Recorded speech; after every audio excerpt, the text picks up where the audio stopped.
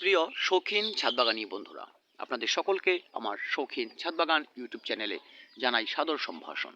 প্রিয় ভিউয়ার্স, যাদের ছাদবাগানে আপনারা গোলাপের গাছ বসিয়েছেন তারা অবশ্যই আমার ভিডিওগুলো একটু দেখে বুঝে খাবার দেওয়ার চেষ্টা করবেন, কারণ আপনাদের জন্য আমার কিছু টিপস প্রত্যেকটি ভিডিওতে আমি রেখে যাই, যেগুলো আপনাদের গাছগুলোকে হেলদি করতে, প্রচুর ফুল আনতে সহায়তা করবে। ভিউয়ার্স, আজকে ডিসেম্বর মাসের 9 তারিখ, অথচ দেখুন আমার এই গোলাপ গাছটিতে একটি নতুন করে আমি ফুল পেয়ে গেছি। একটি মাত্র ফুল ফুটেছে। এই গাছটি আমি গত বছর নার্সারিতে কিনেছিলাম। সারা বছরে তো আর ফুল দেয়নি তেমন। গত বছর যে ফুলগুলো দিয়েছিল সেগুলো আমি প্রুনিং করে দিয়েছি। এবছর এই প্রথম ফুল আমি এটাকে পেলাম। খুবই আকর্ষণীয় একটি রঙের এই ফুলটি।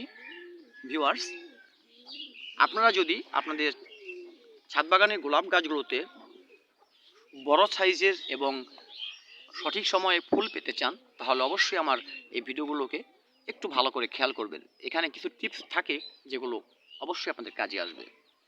ভিউয়ার্স, আমি এর আগে যে খাবারগুলো দিয়েছিলাম, যেগুলো ভিডিও আপনাদের দেখিয়েছিলাম, যারা দেখেছেন তারা অবশ্যই সেভাবে হয়তো পরিচর্যা করেছেন। কিন্তু এখন যেহেতু ডিসেম্বর মাসের আজকে 9 তারিখ চলে, প্রথম সপ্তাহ শেষ, এখন গাছে কোনো প্রকারের খাবার আপনারা আর দেবেন না। যে খাবারগুলো আপনারা আগে দিয়েছেন, মিক্সড খাবার এবং ডিএপি এবং লাল পটাশ, ধাপে ধাপে যেগুলো ব্যবহার করেছি, সেগুলোর প্রেক্ষিতেই কিন্তু এখন আপনার গাছে পর্যাপ্ত ফুল আসবে। শুধু এখন একটু জল প্রতিদিন চালিয়ে যাবেন, তবে অবশ্যই অতিরিক্ত ভেজা ভাব রাখবেন না। মোটামুটি আর্দ্র থাকবে, স্যাঁতসেঁতে হবে না, তাহলে কিন্তু গাছের শিকড়ের সমস্যা হতে পারে। ভিউয়ার্স, এই সময়টায় অর্থাৎ ডিসেম্বরের এই মাঝামাঝিতে এসে আপনাদের কিছু খেয়াল করতে হবে যে কোনো শাখা শুকিয়ে গেছে কিনা। এই দেখুন, এখানে এই শুকিয়ে গেছে, এখানে এই একটি শুকিয়ে গেছে। এই শুকনো শাখাগুলো আপনারা অবশ্যই ফেলে দেবেন, এভাবে ভেঙে ফেলে দেবেন। এদিকে আরেকটি আছে, এখানে আমার ফুল ছিল, সে ফুলের বোটাটা কিন্তু শুকিয়ে গেছে, আমি এটাকে ফেলে দিলাম। ভিউয়ার্স, এভাবে ফেলে দেবেন। পাশাপাশি গোলাপ গাছে সামান্য কিছু পোকার আক্রমণ দেখা যায়, সেই পোকাগুলো থেকে রক্ষা করতে এখানে আপনারা প্রতি 15 দিন পর পর একটি করে ফাঙ্গিসাইড স্প্রে করে দেবেন। আমার এই গাছটিতেও কিন্তু ফুল বেশ কয়েকটি ইতিমধ্যে এসে গেছে, যা ঝরেও গেছে, দেখতে পাচ্ছেন।